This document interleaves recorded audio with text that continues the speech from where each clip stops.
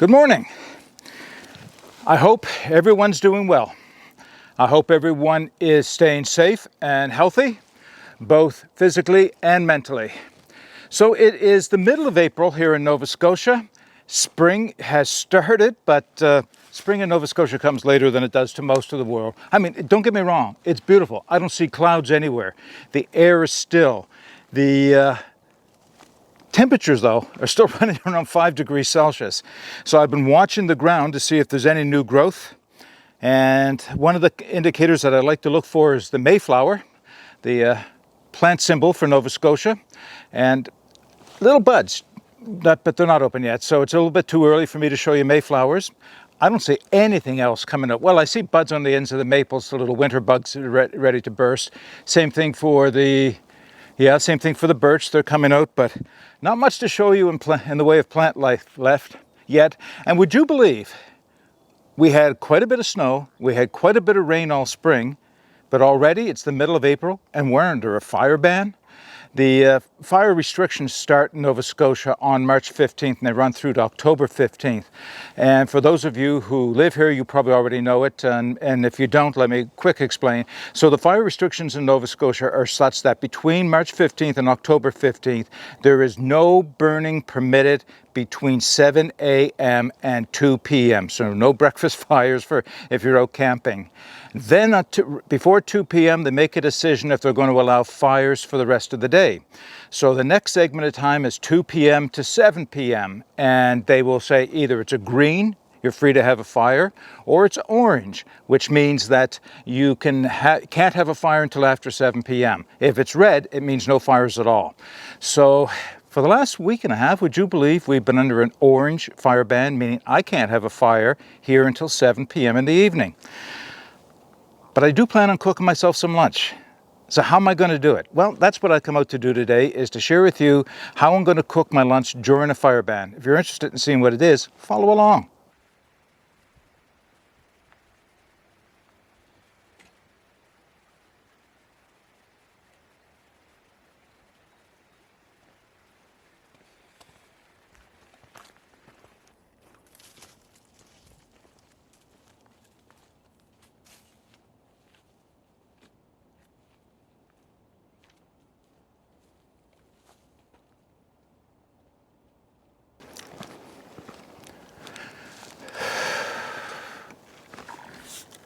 Oh man, this is what it's all about.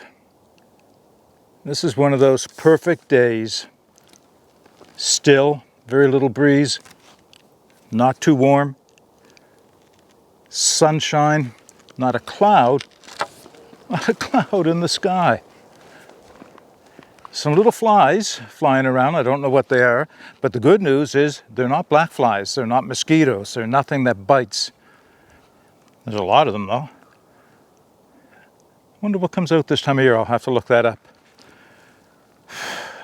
This is my playground. This is the Blue Mountain, Birch Cove Lakes Wilderness Area. Within the city of Halifax, almost 7,000 acres of prime wilderness. What a treasure, eh?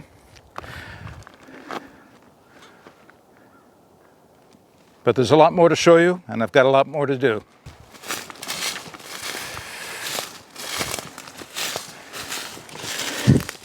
Ooh, wintergreen. Oh, yeah. More wintergreen. What a taste.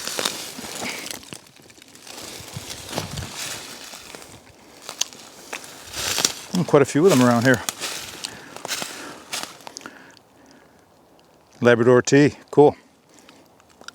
Not in blossom yet, another few weeks before it comes to a blossom. Okay.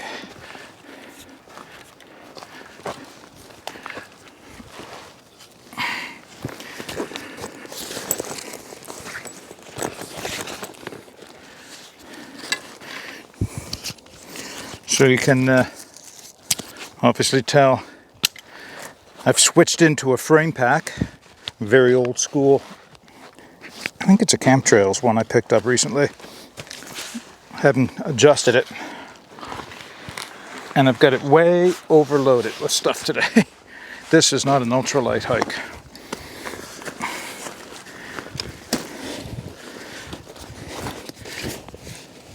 All right,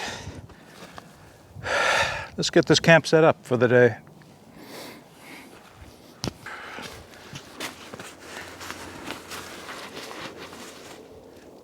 I'm not sure if the microphone's picking it up, but I think every time I come out, there are search and rescue helicopters doing flyovers, low fly pass, setting down close to the water.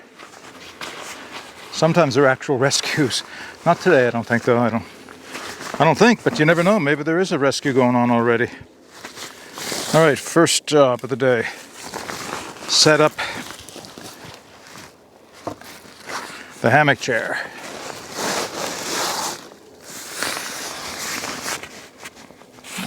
Looks good.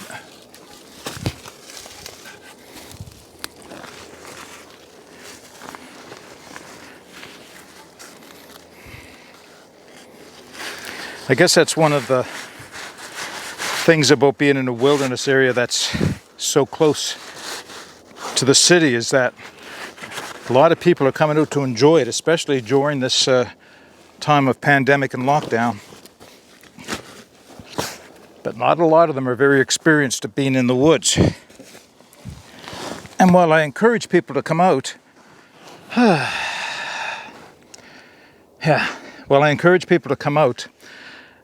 they really do need to realize this is not a public park. This is a wilderness area, and you can get lost in here and things can happen.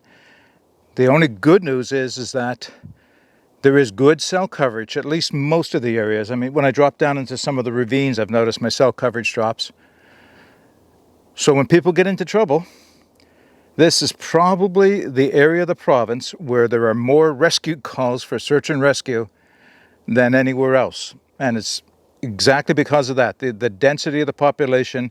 Not in this area. I am so fortunate. The place I go to, it takes me an hour and a half to get here, but when I get here, rarely does anybody pass by, and I'm well off the path as well. I have this to myself, and all I hear right now, unfortunately even that, is that helicopter, not another sound. So before I do anything else, I think I'll just sit back and enjoy the silence. All right, so I guess you've already figured out from the title of this video what it is that I'm going to be doing today. And that, of course, is I'm going to be cooking with my Swedish M40 military mess kit, the stainless steel one that I reviewed not so long ago. If you're interested in seeing my thoughts on this, you can, I'll put a link at the end of the video and in the video description below. It's a heavy piece of kit, but what you can do with this, well, you're going to see what I'm doing with this in a minute. And what else am I using? Something else that's heavy and bomb-proof, the Firebox and stainless steel. So I'm going to use these two things in my fire pit only because it's a nice sheltered area. It's because I can't have a fire. And that means no wood and no wood pellets. Yes, I can use alcohol, and I may do that for a cup of tea, but for what I'm going to do, I need a steady, high amount of heat. I'm going to be baking and grilling, so I have charcoal. So that's what I'll do, is I'll set up in the fire pit right behind me here, and I'm going to be loading the firebox up with charcoal, and then we're going to be making some bannock. Very different, something I have not made in the woods before, so I'll show you as I go. So my fire pit's a little bit in the shadow right now, but it'll lighten up in a few minutes time, so let's set the firebox off.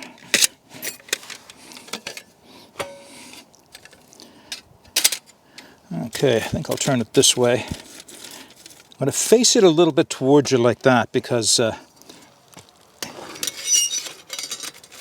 when I get to baking, I want you to be able to see inside of the M40 as I go. So that looks like a pretty good... Now, here's the idea. Take my M40.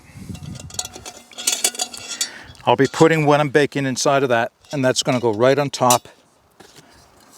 And that'll cover it over to hold the heat in. And yes, I do have something to support my bannock above the bottom of the pot there.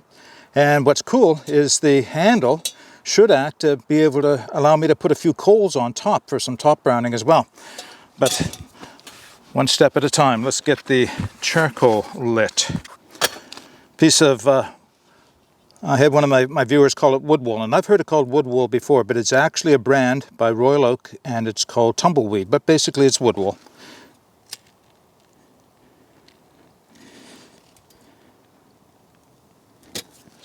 Way more than I'll need for something like this. And God love it, chunk charcoal. Huge piece of, oh, that's probably too big. Let's try that.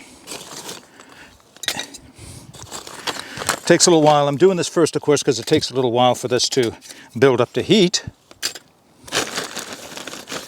Yeah, that's a good start. Some of that will fall down as it gets going. All right, I'm going to reposition the camera, and we'll put the bannock together, and I'll talk about what makes this one special, or different anyway. Okay, let's get started on lunch, or the first half of the lunch. So I am making a bannock, but this is a brand new recipe. I've tried it at home just to see. I just haven't tried it out in the woods yet. So this is a low carbohydrate recipe for bannock. And there's no flour or any other grain in this at all. And the contents, I'll just name them, not the proportions. If you're interested, I'll put the recipe, or at least what I've come up with for a recipe in the video description below. So the primary ingredient is almond flour. So basically super ground blanched almonds provide almond flour. Now there's no gluten in almonds, and that can be an issue when you're making bread or bannock, because it won't hold together quite like flour will, where the gluten chains help to hold it together. But there's a couple things, tricks I've got here. I've also got some, what else have I got in there? Psyllium husk. Psyllium husk is the husk of psyllium, I guess. I don't know a lot about it, but it is a fiber that I can put in this. And what is interesting about it is it does act to bind things up to a certain degree.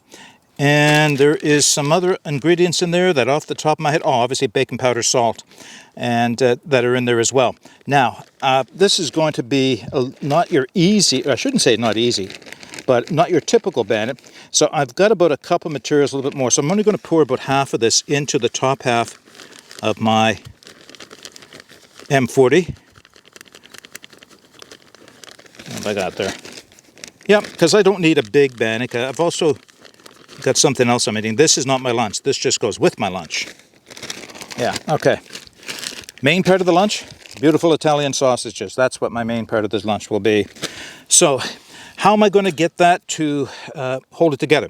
So if I could have, and I would at home, and I could have easily here, you cut butter in, just like you might with a bannock. You can use butter or margarine. I'm not a fan of margarine for bannocks anyway. I could have used ghee. I could have used coconut oil for this as well. Basically, put some in and use your fingers until it's all combined. Make sure your fingers are clean. Make sure it's all combined into a crumbly kind of a dough, and then add your liquid ingredients. Alternatively, olive oil will work well for this as well. One other ingredient, an egg. I likely will need no water at all between the egg and the olive oil on top of those dry ingredients that you can see in there right now. See if I can bring that up there. See the dry ingredients. So let's start with the olive oil. I tend not to measure much. That's about a tablespoon, maybe a little bit more.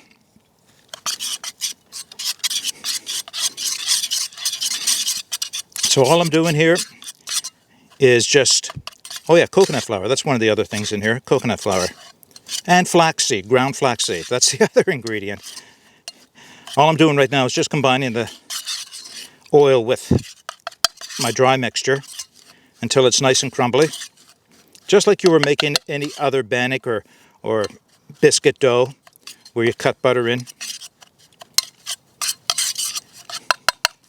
So why am I doing this? Why am I making something non-traditional?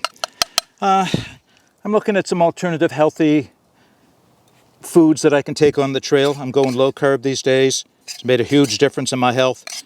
So that's another discussion, but that's what I've got so far. You can see the oil's made it all crumbly. Let's add the egg.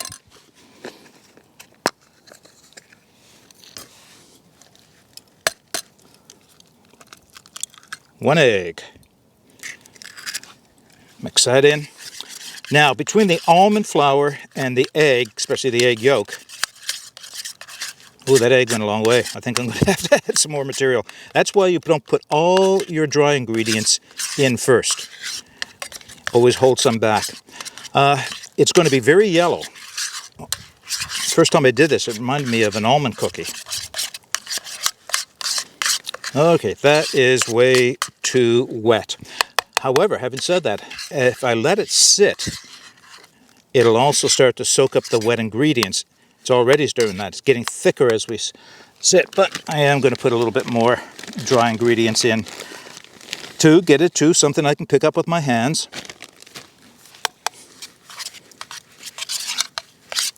So it's not sticky anymore. Oh, that's close. That's pretty close. Actually, maybe just let that sit for a minute. Yeah, actually, I think that did it. Yeah, okay, that looks pretty good. All right, I'm just going to let that sit for a minute. And what I'll be doing is, this is the small grill that comes with the Firebox. So that's what I'm going to be putting it on inside of the M40. Where's my M40? You'll get an idea now. So I'll put it on this. Trying to get back in frame. Put it inside. Put the cover over. It'll heat up through. I'll see if I can't get a few coals on top to brown it. It works pretty good. Now, I did it with regular charcoal, and it took a little bit of time. It really doesn't burn. It cooks very well. So anyway, we'll go with it, and I'll show you. This is not the easiest thing to use for baking.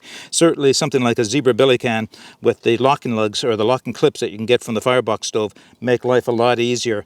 But this will withstand the heat very well. And I'll show you how it works. It does work, so that's all that matters, right? Okay, when it's time to put it up on the charcoal, we'll bring it back and we'll go from there. All right, I think the charcoal is well enough engaged to get this show on the road. So what I'm going to do is, here's something I want to show you.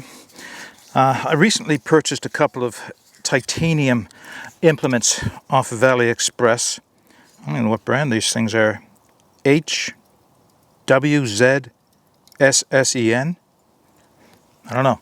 Anyway, inexpensive titanium fork and spoon. They're 5 inches long, and that's exactly what I want, just something lightweight. And here's the reason why. I'm going to start using them more often for a set of tongs for cooking with. This, I think I may have mentioned this in another video. This is a piece of PEX, P-E-X, piping that you would use for, piping or plumbing around the house for water plumbing. It's nice flexible stuff. The tubing itself is really great to work with. It's a nice modern invention. But I saved about 3 inches of it, flattened it out with a heat gun, bent it over, and it remains very, very springy. And the ends of it are just open up enough that I can put in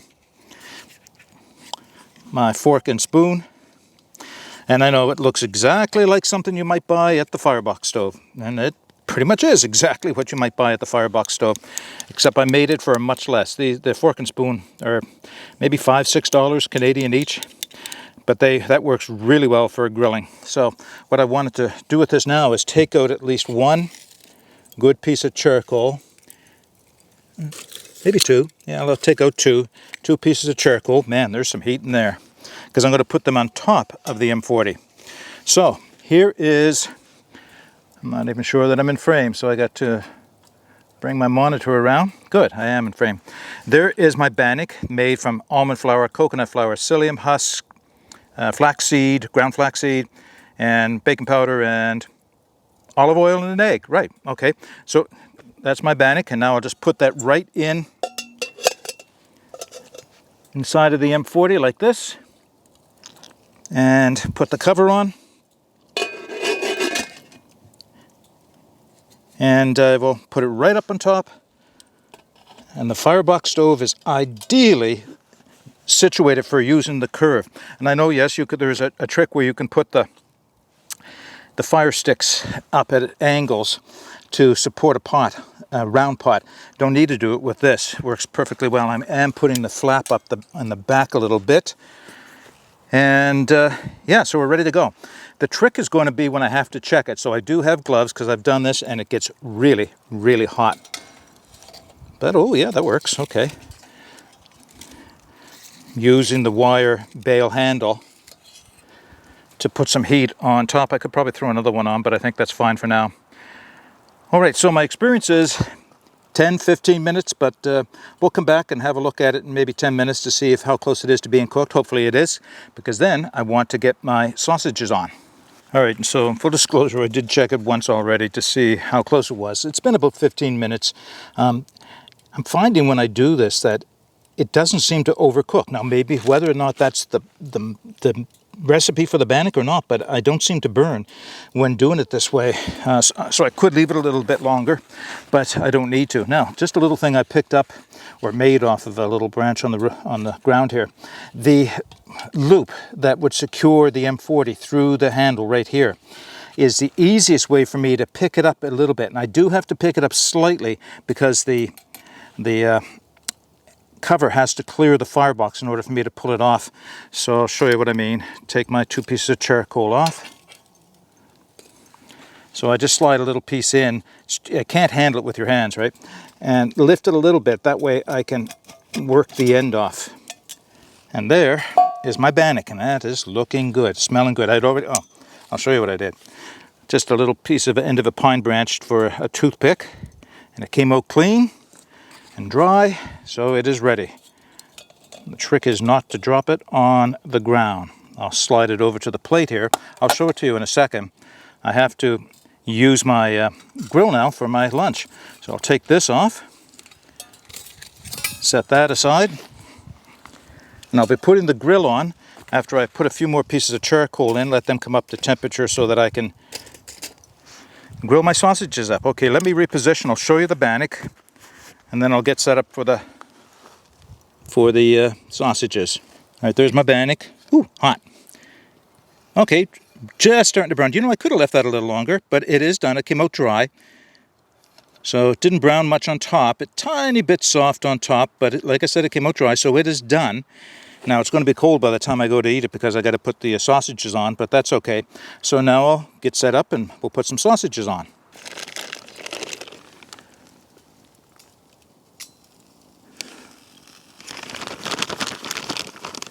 Oh yeah, starting to grill already.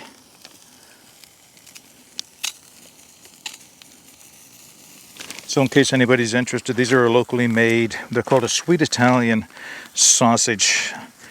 You know, as soon as you say sweet, you expect to see sugar or something else inside of it to sweeten it up, but that's not the case. And this is just a few red peppers and green peppers, I think is what's, well, I think I did look at the ingredients in it. That's what's in it, and they will add a little bit of a sweet flavor themselves. So looking good, but I think I'm going to have to keep these moving constantly. Oh yeah, it's a little stuck already. That was not unexpected.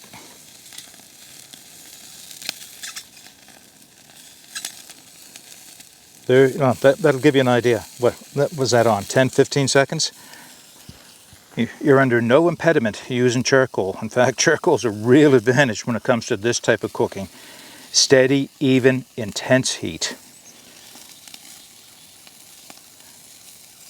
Yeah, that's looking good, eh? See if I can't get them on edge to get them seared up all the way around. Like that. It's going to take a few minutes for these to cook. I'll be working at it, and then I'll come back when my lunch is ready to eat. All right, that did not take long at all.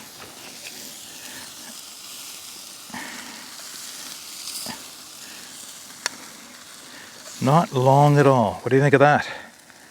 That's looking pretty good, but I have to reposition, or reset up the firebox so that I can get some water on. So let's get the grill off.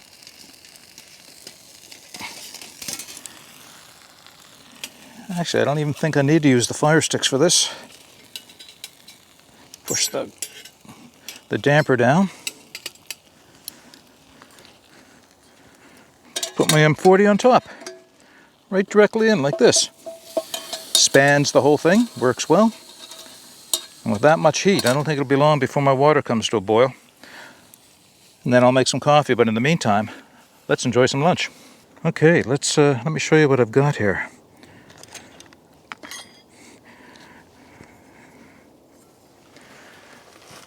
I'll tilt the camera down. my low-carb almond flour, coconut flour, all that other stuff, Bannock, and my 2 hot Italian sausages. Let's see. Is it hot? No, it's not too hot. Okay. Put it right on my lap. I want to show you the Bannock. I haven't even broken it yet. Let's have a look. Okay, that looks like Bannock to me.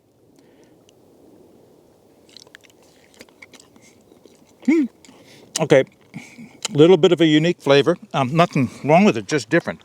A little bit of a... Get my napkin out. A little bit of an almond flavor, that's all. Nothing,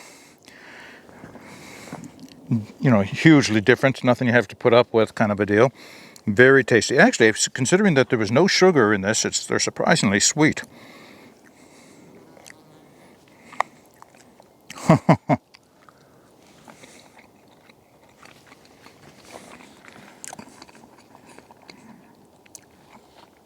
That's a good sausage. Man, they grilled up fast on that firebox with charcoal. A little bit of spice to it. Nothing that's going to burn your mouth hot.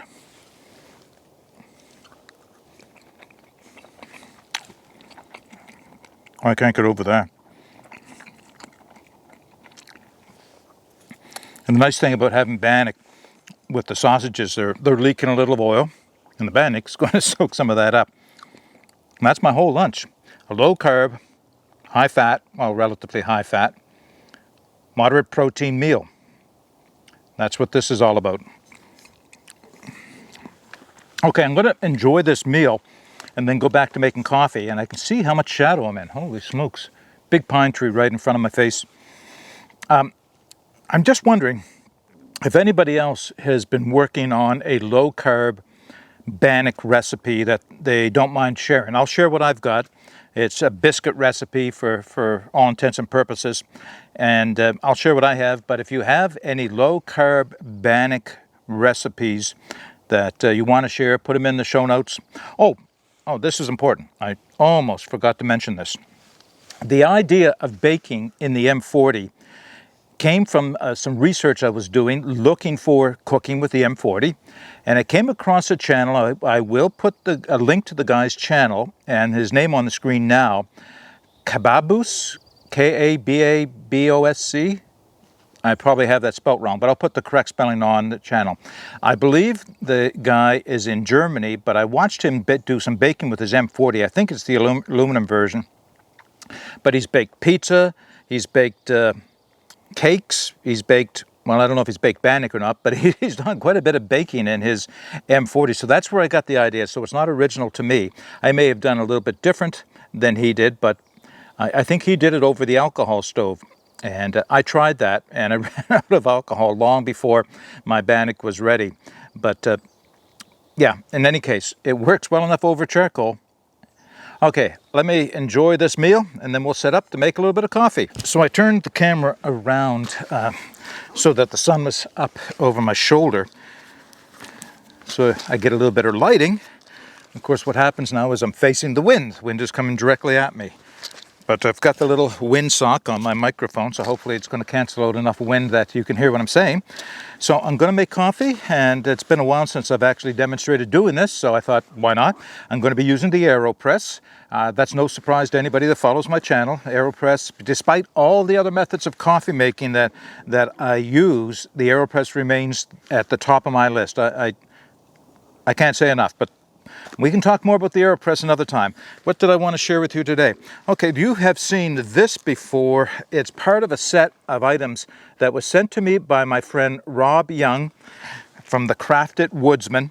And this is a little coffee sack. Now, I don't put my coffee directly in this. I keep it in a tin.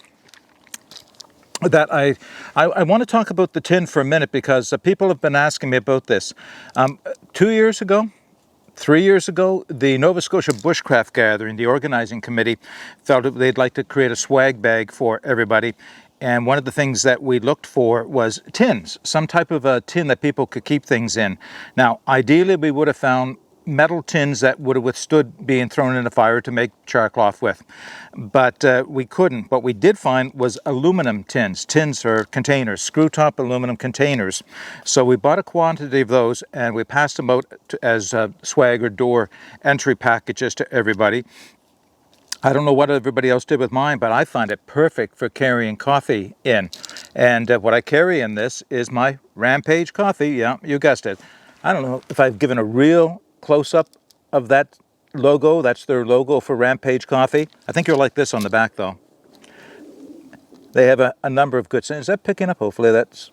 If I hide my face, maybe it'll focus in. Warning, highly addictive. Yeah, it is. So I am going to be grinding the coffee, so I won't make you watch the whole grinding process, but I'll start it out. Little grinder. Been a while since I used this because I was just bringing it out pre-ground from home. Ground that morning, but still pre-ground. Little coffee spoon. Oop, drop one. Gotta find that. 3 tablespoons. Drop 2. Where'd it go? Oh, there they are. Yes, I'm picking my coffee off of the ground because it is too good. Where'd the other one go? There it is. Too good to waste. Get back up here. All right. Top on. Lever on. Brand name for this grinder? None. Zero. Made in China, picked up off of AliExpress for about $7 or $8. Yeah, there are better ones. There are ones that you can spend a lot more money on, but for the AeroPress, it's not as, at least I don't find it as critical to have that even grind that an expensive one will give you. If you're using something like a pour over, and you want to make sure that you don't have fines, the very fine powdery coffee come through, then maybe you want something else. But with the paper filter seems to keep all the fines or the very, like, again, powdered coffee back inside. So I'm not concerned about having a perfect grind. But it does allow me to alter the coarseness of the grind. So if I want to make cowboy coffee, then I can make it coarser for that. Or French press, that also requires a coarser grind. Actually, I never even looked. Oh yeah, that's pretty good. Wanted to see what the fineness of the grind was. But it does take a minute or two to do it. I can smell it. Okay, when I finish, I'll reposition the camera, and the water's boiling. Didn't take long with that charcoal and the M40. I'll reposition the camera so we can pour some coffee, or pour some water, into my AeroPress. All right, coffee is ground.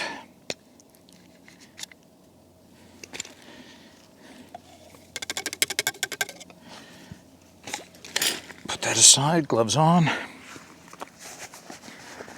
So right about now, my friend Rob Young, who gave me that, where did my spoon go? Oh, there it is.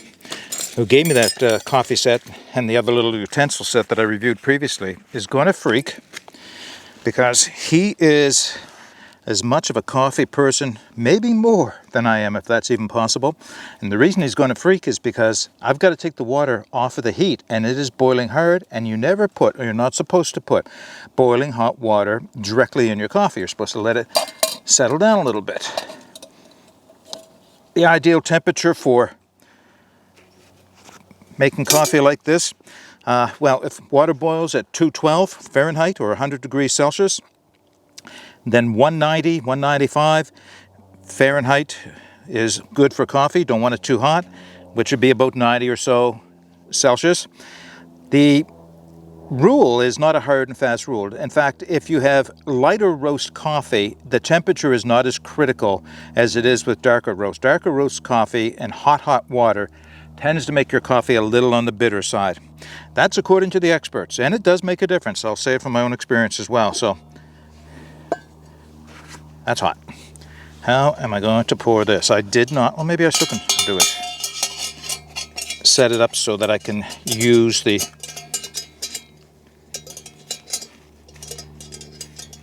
if I get that in there. What I'm trying to do is the method of running the hook through, there we go, like this. Or maybe I'm not going to get it. There we go. Yes, I did. Or maybe not. Too hot to play with. Okay, so I'll just do it very carefully. I'm going to try and pour my water in. I should have set that up the way I wanted it before I took it off of the stove, or even before I put it on the stove. But that went in okay.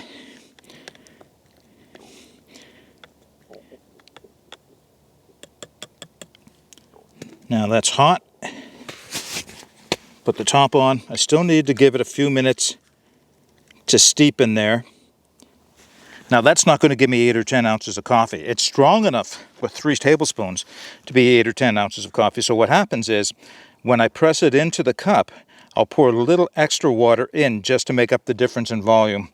And I keep that warm off of the heat just by having it set aside. All right, and when it's time to press the coffee, we'll come back. I don't know, 4 or 5 minutes. It should be ready. Nothing in there. Turn it upside down. And press.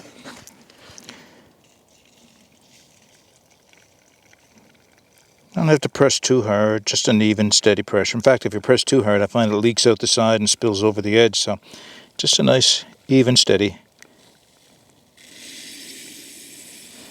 All right. Some hot coffee. I'll show you how I fill it up in a second. A little trick. At the very last second, or when you're finished, draw back maybe an 1/8 of an inch, 1/4 of an inch.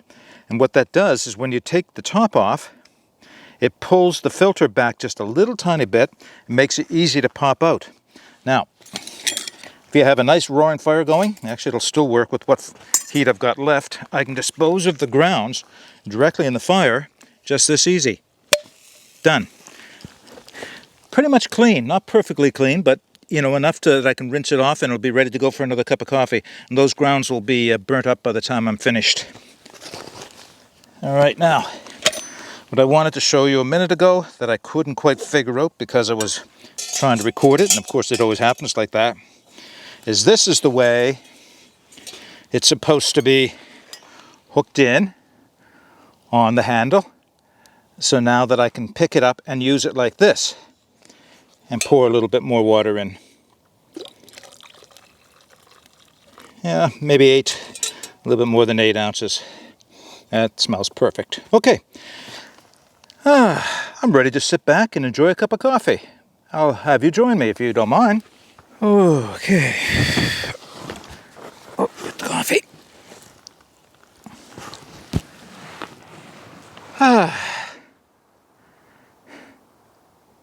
If you don't have one of these hammock chairs, make one for yourself. I'm sure I showed how to make it in one of my videos, but for the couple of ounces that it of material and space it takes up in my pack,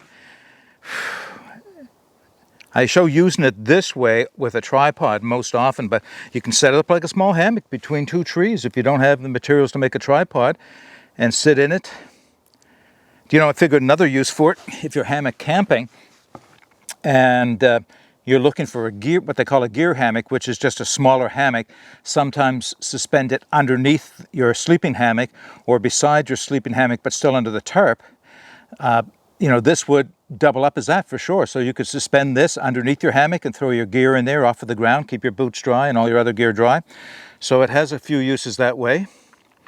I could use it as a ground cloth. Now, mind you, it only covers from, we'll say, the top of my head to just below my butt, or maybe down to my knees. So it's not a full-length ground sheet. But with the tarp that I have with me, if I was stuck out here, I could lay this down. It would keep me dry, and not warm, but it'll keep me dry anyway.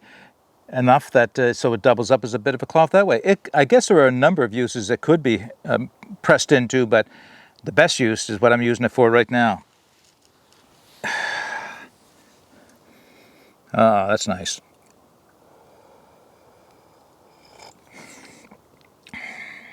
Oh, I did that right.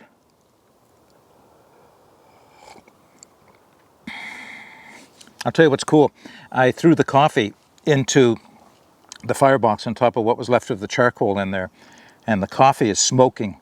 So there's a smell of fresh roasted coffee wafting through the woods here, in addition to what I'm drinking. I often wonder if that'll attract wildlife.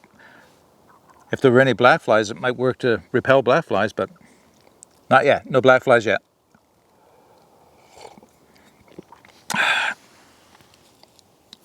Well, I'm glad you stayed with me through this video and came out and joined me on my hike here this mid-April, early spring day in Nova Scotia. I'm glad I was able to share my lunch with you. Hopefully, I don't know, maybe you've seen something like that before. If you have, then please let me know that you've seen baking with the Swedish M40. First time I've tried it in the woods. I practiced with it at home, so it wouldn't be the first time I tried it. And, you know, I've got some experience with it now doing that. That M40 is one bomb-proof piece of kit. You know, I don't know how many pots I would actually bake over that much heat and expect them to stand up. But, you know, it's like it never even noticed the heat. Yeah, it really does double up as so many things. So if you have experienced baking with the Swedish M40 or M44, the aluminum version, let me know. I'd be interested in knowing what you've baked with it. So maybe I'll try that out as well.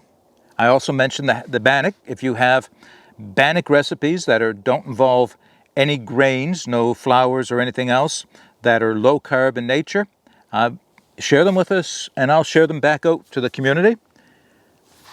If you have any questions about coffee, I know somebody has asked, and I have been planning for some time now to make a video on cowboy coffee or camp coffee or bush coffee. It has any number of names. And there are variations, and I've done the research with the experts on coffee and all the experts out in the woods. So I think I'm ready to give you a video. It's just a matter of getting that done. Might be my next video, we'll see.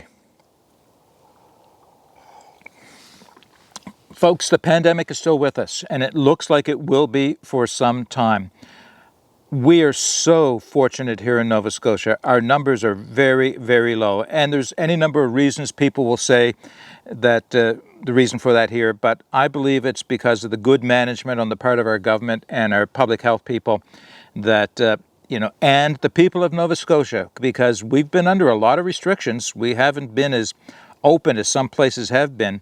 But in paying for it, we paid in advance. So it's kept us very safe here in Nova Scotia. Not virus-free, but still very low in comparison to other places. I pray that wherever you are in the world, that the pandemic is starting to come to an end. We're in, the third wave caused by the variants right now. That's what they're saying here in Canada.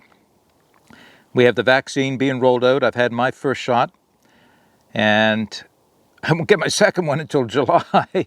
That's what they've spaced it out that far. But, I feel fortunate. I just feel fortunate to be here and to be able to do what I'm doing, which is to get out in the woods. And I know not everybody can. If you can, what are you waiting for? Get out there. Get out and enjoy the woods. Your mental health will thank you for it. If you can't get out, I hope that in some small way I've been able to bring you a little bit of relief as you sit home and weather out the pandemic. Stay healthy, folks. Stay safe, and we'll see you in the next video. And in the meantime, get out and explore and take that path less traveled, because it will make all the difference. Bye for now.